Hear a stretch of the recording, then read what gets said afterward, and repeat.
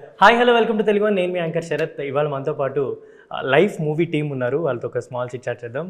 Charan garu hi. So nice to see you again and again. Ya అదే మీ టీంకి కూడా హాయ్ చెప్తాను, హర్ష గారికి అండ్ డైరెక్టర్ పవన్ గారికి. సో అంటే ఇంటర్వ్యూ స్టార్ట్ చేసే ముందు ఒక గుడ్ నోట్ తోటే స్టార్ట్ చేస్తాను. యాక్చువల్లీ రీసెంట్గా కామ్దార్ నగర్లో బాలసుబ్రహ్మణ్యం గారి పేరు మీద ఒక రోడ్ కూడా స్టార్ట్ అంటే ఆ రోడ్కి నేమ్ పెట్టారు కదా. So how you felt sir? ఒక 3 ఏళ్ళుగా అది I been thinking of doing that, అది చేయాలనుకున్నాను. అండ్ నాకు అపాయింట్మెంట్ దొరికినప్పుడు వేసిన ఒక అప్లికేషన్ గవర్నమెంట్ దగ్గర ఇమీడియట్గా 2 డేస్లో అది అప్రూవ్ అయిపోయింది. అండ్ చీఫ్ మినిస్టర్ గారే అనౌన్స్ చేసి ఇలా వాళ్ళ అప్లికేషన్ వేసినందుకు కాదు, నేను ఒక ఆయనకు ఫ్యాన్గా నేను చేయాల్సిన నా బాధ్యత అని చెప్పి చేయించారు. ఇప్పుడు ఫిబ్రవరిలో అది ఆవిష్కరించబడింది, ఆ స్ట్రీట్ నేమ్ కూడాను. Deputy chief minister Udhayanidhi Stalin గారు వచ్చారు. అన్నీ అలా కలలాగా టక్ టక్ టక్ టక్ అని జరిగిపోయినాయి అనమాట. నేను I didn't have to make much of an effort. అది ఆయనే చేయించుకుంటున్నారు. Shows how you love your father అని. మీరు అప్లికేషన్ అంటే పెట్టాలని కూడా కాదు, బట్ అలా జరిగిపోయింది అని. అది like I owe him so much. నా లైఫ్లో చాలా ఆయన లేకపోతే నేను లేను. యాజ్ అ సింగర్ కానివ్వండి, యాజ్ అ ప్రొడ్యూసర్ కానివ్వండి, whatever I am is because of him. And ఇవన్నీ చిన్న చిన్న విషయాలు చేయాల్సిన నా బాధ్యత అనిపిస్తుంది. అండ్ యాక్చువల్లీ ఈ సినిమాకి సంబంధించి అంటే ఫస్ట్ నుంచి గ్లిమ్సెస్ కానీ ఇవన్నీ చూసుకుంటూ వస్తుంటే చరణ్ గారు ఉన్నారు అనగానే నేను ఏంటి ఫాదర్ క్యారెక్టర్ చేస్తున్నారా చరణ్ గారు కదా, ఎలా కూడా అలాగే ఉన్నారు, నాకు అసలు ఎలా చేయడం ఏమిటా, ఎందుకు ఒప్పుకున్నారు అనే ఒక థాట్ అయితే అందరిలో ఉండిపోయింది. సో మీరు ఒప్పుకోవడానికి ఉన్న మెయిన్ రీజన్ ఏంటి? కథ. అండ్ ఆల్సో దీంట్లో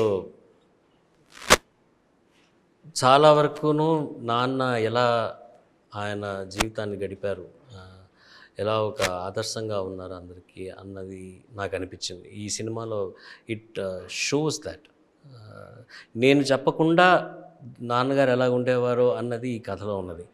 so that connected me to this film. And Pavan garu కథ చెప్పినప్పుడు కూడా ఆయన ప్యాషన్ తెలిసింది నాకు. ఎందుకు అంటే నన్ను ఎందుకు ఎంపిక చేసుకున్నారు అన్నది కూడా ఆయన తర్వాత చెప్తారు. బట్ ఆ విషయం కాకుండా ఈయన కథ చెప్పేటప్పుడు దానికి there was a reason why I needed to be in this film. And అది కనెక్ట్ అయ్యింది.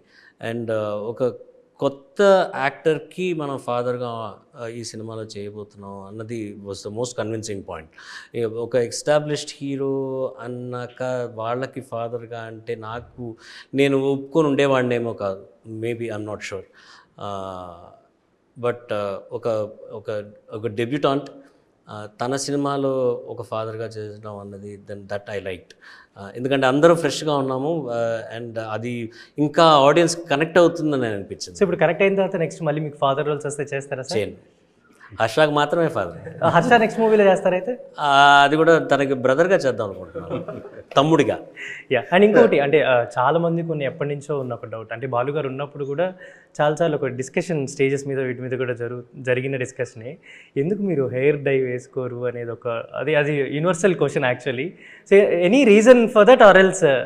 అట్లాంటిది ఏం లేదండి, ముందు ఒకప్పుడు డై చేసుకునేవాడిని, కానీ నాకు అది స్కిన్ ఇష్యూస్ వచ్చినాయి.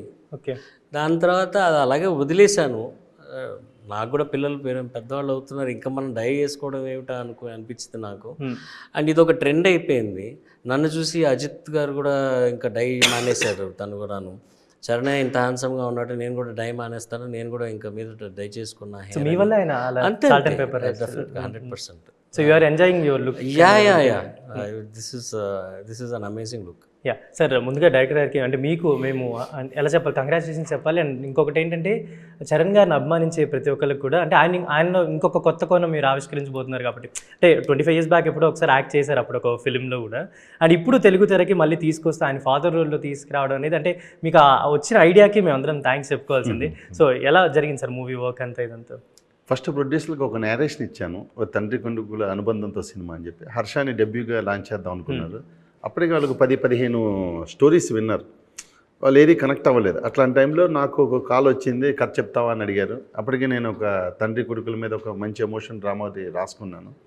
ఆ టైంలో నేరేషన్ ఇచ్చాను. వాళ్ళు కనెక్ట్ అయ్యారు. బాగుంది సార్ మా అబ్బాయికి, ఎందుకంటే వాళ్ళ ఫాదర్ ప్రొడ్యూసర్. సో ఆ తండ్రి కొడుకులు కూడా దాంట్లో ఈ కథలో కూడా వాళ్ళు చూసుకున్నారన్నమాట. సో వాళ్ళు కనెక్ట్ అయిపోయారు. ఇట్లాంటి టైంలో నా టాస్క్ ఏంటంటే హీరో ఓకే ఫిక్స్, కొత్త కుర్రాడు, ఇప్పుడు ఫాదర్ ఎవరు. సో ఇప్పుడు కూర్చొని ఆఫీస్ ఇచ్చారు, కూర్చొని స్క్రిప్ట్ వర్క్ చేస్తున్నాను. మంచి ఎమోషనల్ డ్రామా కథ, తండ్రి కొడుకులు ఇది కథ రాస్తాను. ఒక కమర్షియల్ ప్లాట్, ఫాదర్ ఎవరు దీని మీ దగ్గర అవుతుంది. అట్లాంటి టైంలో నేను టీవీలో పాడుతా తీగ ఒకటి, ఉత్తేజ్ ప్రోగ్రామ్ ఒకటి చూశాను. బాలసుబ్రహ్మణ్యం గారి గురించి ఉత్తేజ్ చెప్తున్న ఒక చోటు, అది చూస్తున్నప్పుడు నేను అట్లాంటి సీన్ ఒకటి రాస్తున్నాను. సో అది కనెక్ట్ అయ్యాను నేను. సో డెఫినెట్లీగా నాకు ఈ చరణ్ గారు ఫ్రీజ్ అయిపోయాను అక్కడ. సో ఆ రోజు నుంచి ఒక దాదాపు ఒక 2 వీక్స్, నియర్లీ మేబీ 2 వీక్స్ ఇంకా ఎక్కువనేమో, చరణ్ గారి ఎపిసోడ్లే చూడటం మొదలెట్టాను. ఆ పాడుతా తీగ చూడటం స్కిప్, ఆ సాంగ్ వద్దు నాకు, సాంగ్ మధ్యలో చేసే అంతే. ఆయన ఏం చేస్తున్నారు, ఎలా సరదాగా ఉన్నారు, ఏమున్నారు. ఆ తర్వాత ఆయన సినిమాలు కొన్ని చూశాను. అప్పుడు ఏదైతే మీరు 20 years బ్యాక్ సినిమా అన్నారో, తమిళ సినిమాలు చూశాను, అవి కనెక్ట్ అవ్వలేదు నాకు యాక్టర్ అది కాదు. ఎందుకంటే ఇప్పుడు నేను ఫాదర్గా చూస్తున్నాను. సో ఇక్కడ పిల్లలు గైడ్ చేస్తున్న విధానం, ఆయన మాట్లాడుతున్న విధానం, ఆ రోజు శైలజ గారు మన చరణ్ గారు ఉన్నప్పుడు ఆయన పడిన ఎమోషన్ ఫీల్. సో ఈయనలో క్యారెక్టర్ ఉన్నాడు, మంచి ఎమోషన్స్ ఉన్నాయి, ఈయన ఫేస్లో అన్నీ పలుకుతున్నాయి, కామెడీ ఉంది, అద్భుతంగా స్టేజ్ మీద కామెడీ చేస్తారు. సింగర్ కాదు, బోర్న్ యాక్టర్ కూడా. బోర్న్ యాక్టర్ సంగతి అర్థమైపోతుంది. సో ఈయన కావాలనిపించేసి ఫిక్స్ అయిపోయి ఇప్పుడు మూవీ చేయడం టాస్క్ అనిపించిందా, చరణ్ గారిని ఒప్పించడం టాస్క్ అనిపించింది? ఫస్ట్ చరణ్ గారిని ఒప్పించడమే. ఎందుకంటే కొత్త ప్రొడ్యూసర్స్ కొత్త హీరోని లాంచ్ చేద్దాం అనుకుంటున్నారు. నేను చాలా సినిమాలు కూడా యాక్టర్ వర్క్ చేస్తున్నాను. మేబీ హర్ష చెప్తాడు, కొంచెం నేరేషన్ కూడా కొంచెం యాక్టింగ్ చేస్తూ అది చేస్తూ ఏదో మరి ప్రొడ్యూసర్ని ఒప్పించుకోవాలి కదా, డైరెక్షన్ చేయాలంటే. సో పరకాయ ప్రవేశం అంటారు కదా, అలా మ్యాజిక్ చేసి ఏదో నానా కష్టపడిపోయి యాక్ట్ చేసి అది చేసి ఒప్పించేసాం. హీరోగా అతను ఓకే. నెక్స్ట్ ఈ కథకి ముందుకు తీసుకెళ్ళటానికి సోల్ వచ్చి father character. Soul means important. ఈ కథకున్న పవరు బలం ఏదుందంటే ఫాదర్, లవ్ యువర్ ఫాదర్. ఆ ఫాదర్ ఎవరైనా దగ్గర నుంచే దాంట్లో సెర్చింగ్లో నాకు చరణ్ గారే కరెక్ట్ అనిపించింది. యాక్చువల్లీ అంటే ఇది నేను విన్న తర్వాత అందరూ చరణ్ గారు కనిపించినప్పుడల్లా వాళ్ళ ఫాదర్ గురించి అడుగుతారు, కానీ మీరు ఇప్పుడు ఈ సినిమా తర్వాత ఈయన్ని ఫాదర్ క్యారెక్టర్ గురించి అడిగేలా చేస్తున్నారు. డెఫినెట్లీ నేను అదే చెప్పాను. సో హర్ష గారితో ఒక 1 second, యాక్చువల్లీ ఇది డెబ్యూటెంట్ ఫిల్మ్ మీకు. సో అంటే ఇంతమంది ఆర్టిస్టులతో చేయడం ఒకటి, ప్లస్ అందులో చరణ్ గారితో ఆయన ఎంత జోవియల్గా ఉంటారో అంత తెలిసిన విషయమే. సో ఎలా అంటే ఫస్ట్ వీళ్ళందరితో నేను చేస్తున్నాను అన్నప్పుడు what's your first initial reaction?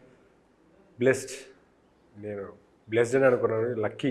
ఎందుకంటే ఫస్ట్ అనుకున్నప్పుడు ఇంత పెద్దవాళ్ళు లేరండి, ఒక చిన్న సినిమా చిన్నగా చేద్దాం అనుకునే ఉన్నాం. అది వెళ్ళే కొద్దీ అంటే అది మంచి శకునం ఏమో, మరి పెద్ద వాళ్ళే ఇన్వాల్వ్ అయిపోయారు. శ్యామ్కి నాయుడు గారు కానీ, మణిశర్మ గారు కానీ, చరణ్ సార్ కానీ, ఇంకా చాలామంది పెద్దలు ఉన్నారు. సో నేను చాలా లక్కీ అండ్ బ్లెస్డ్ అని ఫీల్ అవుతున్నాను. సో దానివల్ల కూడా వాళ్ళు ఉన్నారు కాబట్టి ఇంత మంచి. ఇప్పుడు అంటే సెట్ లో ఫాదర్ లాగా ఉంటుందా మీ కెమిస్ట్రీ ఆర్ సంథింగ్, ఫ్రెండ్లీగా? ఫ్రెండే, నేను బెస్ట్ ఫ్రెండ్ మనతో ఎలా ఉంటారు అన్ని ఓపెన్ గా షేర్ చేసుకుని మరి అలానే ఉంటారు సార్. సో అంటే చరణ్ గారు అంటే బాగా తెలిసిన పీపుల్ చెప్పేది ఏంటంటే he have seen many things in life. Actually అంటే లైఫ్ ఫిలాసఫీ కూడా చెప్తారు. అలా మీకేమన్నా అంటే సినిమా పరంగా, యాక్టింగ్ పరంగా ఫర్దర్గా ఎలా ఉండాలి ఏంటి ఏమన్నా చెప్పారా? ఫిలాసఫీస్ అయితే I want to know sir. అంతే అస్సలు లేదు, ఫిలాసఫీలు అస్సలు ఇవ్వరు సార్.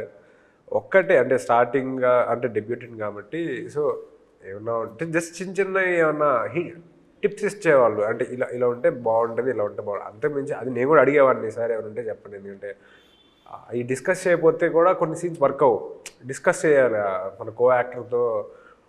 సో ఆ డిస్కషన్లో సార్ కూడా ఇలా చేస్తే బాగుంటుంది, సో అలా చేద్దాం అని చెప్పి డిస్కస్ చేసుకొని చేసినా కానీ ఏ రోజు ఫిలాసఫీలు అసలు ఎప్పుడైనా ఎంజాయ్, నో లైఫ్ లెసన్స్, అంతే.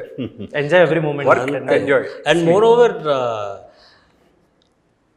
చాలా కాలం తర్వాత ఈ ఏజ్ గ్రూప్లో ఒక బుద్ధిమంతుడిని కలవడం చాలా అరుదు. నేను హర్షాన్ని కలిసాను. ఎవరు లేరా సార్ అంటే మీకు నేను కలవలే, ఏదో ఒక అల్లరితనం ఉంటుంది అందరిలోనూ. Harsha is very dedicated to his craft and తనకి ఆ ప్యాషన్ ఉంది.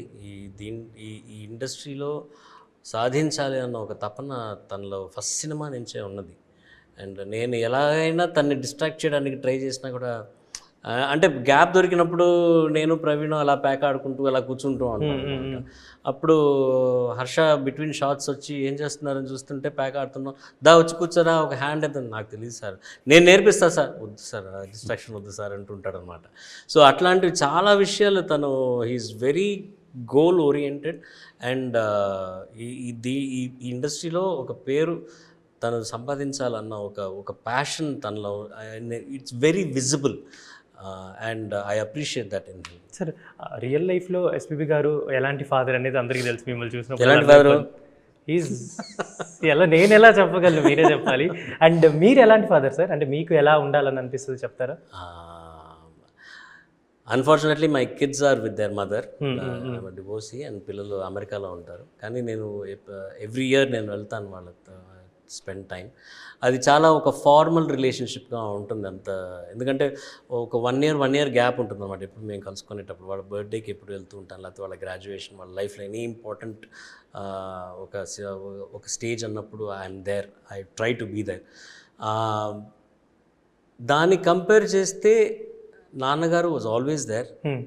ఎప్పుడైనా నేను అమెరికాలో చదువుకున్నప్పుడు కూడా ఎనీథింగ్, నాకు ఒక ప్రాబ్లం అన్నా, ఏదో ఒక ఇష్యూ అన్నా కూడా నేను, it was just a phone call అవే.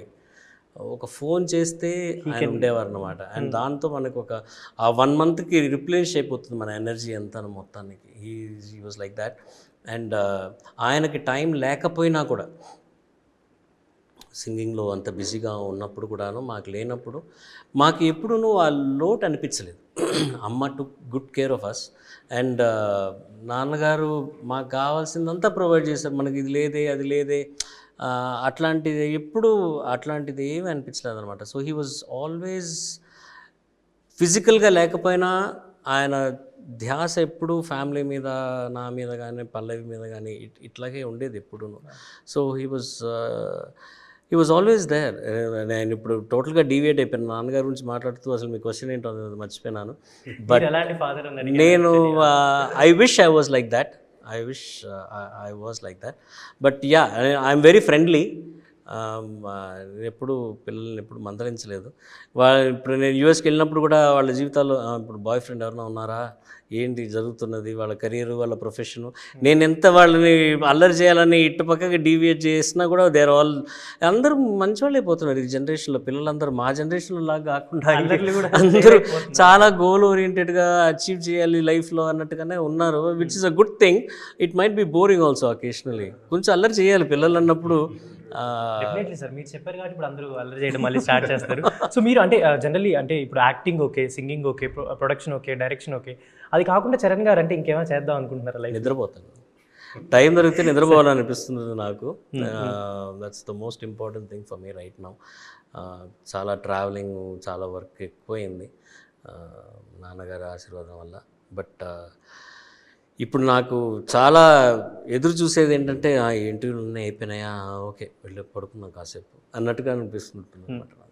అంటే నాన్నగారు చనిపోయిన తర్వాత ఒక ఫ్యూ మంత్స్ తర్వాత నేను మిమ్మల్ని కలిసినప్పుడు, ఈవెంట్ అప్పుడు మీరు మాట్లాడుతుంటే మీలో చాలా భారంగా అనిపించింది మాకు. Like you have so much of weight on that days, initial days చనిపోయిన తర్వాత.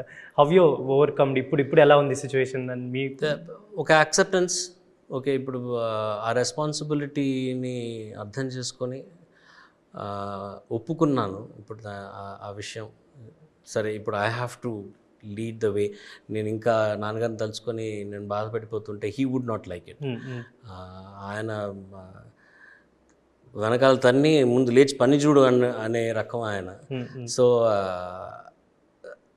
అది పాటిస్తున్నాను లైఫ్లో. సో సార్ అంటే మీరు ఇప్పుడు ఫస్ట్ ఏదైతే మీరు పేపర్ పెట్టుకొని మీరు చరణ్ గారిని అనుకొని ఇప్పుడు ఇంత ఫిల్మ్ చేసుకొని వచ్చారు కదా, సో ఇప్పుడు మీకు మొత్తం ఓవరాల్ అవుట్పుట్ చూసిన తర్వాత ఎలా అనిపించింది సార్? వీళ్ళిద్దరి బాండింగ్ కానీ ఇదంతా చూస్తుంటే చాలా హ్యాపీ అనిపించింది. మీకు కూడా అదే అనిపిస్తుంది. నిన్నే ఫస్ట్ కాపీ చూసాం. మీ ఏదైతే కథ మీద పేపర్ మీద రాసుకున్నానో దానికన్నా మోర్ ఇంపాక్ట్ చరణ్ గారు, హర్ష తీసుకొచ్చారు.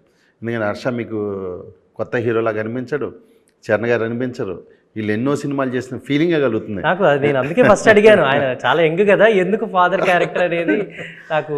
అండ్ సార్ మణిశర్మ గారు మ్యూజిక్, అండ్ మీరు చాలా సాంగ్స్ పాడున్నారు.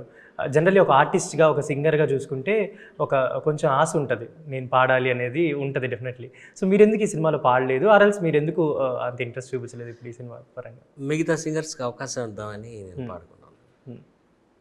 ఎందుకంటే అంటే ఒక అంటే ఫాదర్ గురించి కదా సినిమా, మీరు కూడా ఒక ఫాదర్కి డెడికేట్ చేసి అంటే ఫాదర్కి ఒక సాంగ్ లేదు ఈ సినిమాలో, సన్కే ఉంది. ఫాదర్కి ఒక సాంగ్ ఉంటే నేను పాడుండేవాడిని. మీరు అంటే ఫర్దర్గా ఏమైనా బాలుగారికి ట్రిబ్యూట్ లాగా ఒక సాంగ్ ఏమైనా చేద్దామని అనుకుంటున్నారా?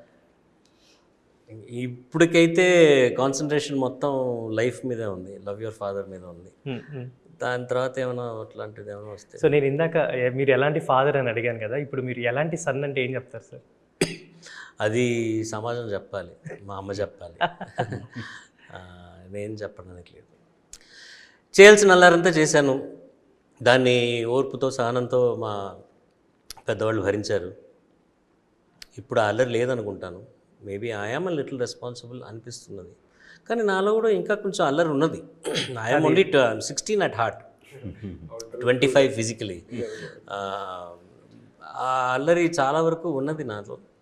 That will never die, that will be, it won't die, it won't die, it will be with me until I take it to my grave. అందుకే పిల్లలతో అల్లరి చేస్తూ ఉంటాను. పడత తీగలు కూడా మీరు చూస్తే వెరీ ఫన్. అసలు సెట్లో ఉన్న వాళ్ళని అడిగితే చెప్తారు ఫుడ్ గురించి, కానీ మీరు చేసేవన్నీ నేను వాళ్ళతో ఆన్ స్టేజ్ కెమెరా మీద ఉండడానికన్నా బిట్వీన్ షార్ట్స్ మేము కూర్చొని చేసే అల్లరి ఎక్కువ ఉంటుంది వాళ్ళతో, పిల్లలతో. వాళ్ళు అంత కాన్సన్ట్రేట్ చేస్తూ ఉంటారు. ఫుడ్ తినకూడదు, పులుపు ఏమి తినకూడదు, సాంగ్కి ముందు నెక్స్ట్ పాడాలి సార్, వద్దు తినవే ఎందుకు, అల్లరి బిస్కెట్లు ఇవ్వడం, చిప్స్లు ఇవ్వడం, ఇట్లాంటి చిన్న చిన్న అల్లర్లన్నీ చేస్తూ ఉంటారు. That's always in me. So as a son అంటే ఇవి నా తత్వాలు. మిగతావన్నీ ఇఫ్ ఐఎమ్ గుడ్ రెస్పాన్సిబుల్ అవన్నీ మా అమ్మ చెప్పాలనుకుంటాను. సార్ అంటే ఇప్పుడు యాక్చువల్లీ సింగింగ్ పరంగా వినో ఇండియాస్ నో అంటే ఎవరు ఎక్కడ తెలుగు వాళ్ళు ఉన్నా మీ వాయిస్ గురించి కానీ మీ సాంగ్స్ గురించి కానీ అందరికీ తెలుసు, ఎప్పుడు ప్లేలిస్ట్లో ఉంటుంది. బాలుగారి పాటలు ఎలా వింటామో కొంచెం ఆ తర్వాత వచ్చిన జనరేషన్ వాళ్ళందరూ కూడా మీ సాంగ్స్ కూడా అలానే వింటారు. అంటే నేను ఒక పాయింట్ ఎప్పటి నుంచో నేను మైండ్లో పెట్టుకున్న పాయింట్ మీకు ఎప్పుడైనా కలిస్తే చెప్పాలనుకున్నది, even you went into very high note వెళ్ళినా కూడా ఆ మెలడీ మీది మిస్ అవ్వదు. మీరంటే సరే ఒప్పుకుంటా సార్, సీరియస్లీ సార్. నేను చాలా సాంగ్స్లో అబ్జర్వ్ చేశాను, గంగా సాంగ్లో కానీ మెనీ సాంగ్స్, అల్లు అర్జున్ ఒక సాంగ్ ఏ హృదయం సాంగ్లో కానీ ఈవెన్ ఈవెంట్ ఎంత హైకి వెళ్ళినా కానీ అక్కడ మెలడీ అసలు స్కిప్పే అవ్వదు. దట్ ఐ వాంట్ టు అంటే షేర్ విత్ యూ. ఎప్పుడైనా మిమ్మల్ని కలిసే ఛాన్స్ వస్తే చెప్దామని అనుకున్నాను. 2 times కలిసినా చెప్పలేకపోయాను, ఇప్పుడు చెప్తున్నాను. సో ఇంకా ఏదైనా మీరు అచీవ్ చేయాలి లైఫ్లో నేను అని ఏమైనా ఉందా ఇంకా మైండ్లో? I'm going as it comes అండి. ఇప్పుడు ఇది ఏదీను అనుకొని జరుగుతున్నాయి. ఇప్పుడు దీన్ని నేను యాక్టింగ్ కోసం చదువుకోలేదు, పాటల కోసం చదువుకోలేదు, ప్రొడక్షన్ కోసం చదువుకోలేదు. మేబీ ప్రొడక్షన్ కోసం కొంచెం చదువుకున్నాను అనుకుంటాను. ఇవన్నీ నాకు వచ్చేవి నేను కాదంటం లేదు. ఎందుకంటే సింగింగ్ కానివ్వండి, యాక్టింగ్ కానివ్వండి, దే ఆర్ ఆల్ ఒకటే. నాకు అనిపించినది ఏంటంటే they are all the same. ఒక మైక్ ముందు చేసే ఎమోషన్ను ఒక కెమెరా ముందు చేస్తున్నాము ఒక 10 మందితో. This is what it's all part and parcel of one art, one craft. నేను ఐఎమ్ నాట్ లుకింగ్ అట్ ఇంకేదైనా అచీవ్ చేయాలి అన్నట్లుగా నాకు ఇప్పటికి వరకు అయితే ఏం లేదు. You are happy with what you have? I'm very happy. I'm content. I'm very content. వచ్చే ప్రాజెక్ట్స్ నాకంటూ వస్తున్నాయి. అది చేసేటప్పుడు they are happy. I think Pawan garu, I think he's happy. Finally one question for మీ సార్. అంటే రీసెంట్గా నేను ఒక న్యూస్ విన్నప్పుడు ఐ వాజ్ షాక్డ్. అంటే చరణ్ గారు ఇలా చేశారా అని నాకు అనిపించింది. యాక్చువల్లీ ఒక సాంగ్ ఒక మూవీలో యూజ్ చేశారని చెప్పి మీరు సమ్ ఇష్యూ అది మీరు ఆల్రెడీ ఎందుకు సార్ అంటే అంత పర్టికులర్గా ఎందుకు మీరు ఇష్యూ చేయాల్సి వచ్చింది ఎస్పీ బాలు గారి సాంగ్ గురించి? అది ఇప్పుడు ఈ పరిస్థితుల్లో అది రెలవెంటా నాకు తెలియదు, కానీ మీరు ఛాన్స్ దొరికింది కదా అని మీరు అడుగుతున్నారు మళ్ళీ. నేను దొరకనని అంటే ఇంటర్వ్యూ చేసేటప్పుడు ఆ జర్నలిజం కూడా ఉంటుంది కదా. నేను I didn't want to pursue ఈ టాపిక్. నేను పెద్దగా పర్స్యూ చేయాలని అనుకోలేదు. అయిపోయింది. ఇంకా దాని తర్వాత వాళ్ళు చేయరని ఒక నమ్మకం నాకు. కానీ ఇప్పుడు అవకాశం దొరికింది కాబట్టి చెప్తున్నాను. ఒక సింగర్ అన్నాక అది ఒక స్థాయి చెందిన ఒక సింగర్, ఎస్పీ బాలసుబ్రహ్మణ్యం లాంటి వాళ్ళు ఒక పాట కంపోజ్ చేసి నాన్నగారిని పిలిచి మీరు పాడాలి అనుకున్నప్పుడు వాళ్ళకు ఒక చాయిస్ ఉంటుంది. నేను ఈ పాట పాడతానా పాడనా, నేను పాడాలని అనుకుంటున్నానా పాడకూడదు అనుకుంటున్నానా అని వాళ్ళకు ఒక చాయిస్ ఉంటుంది.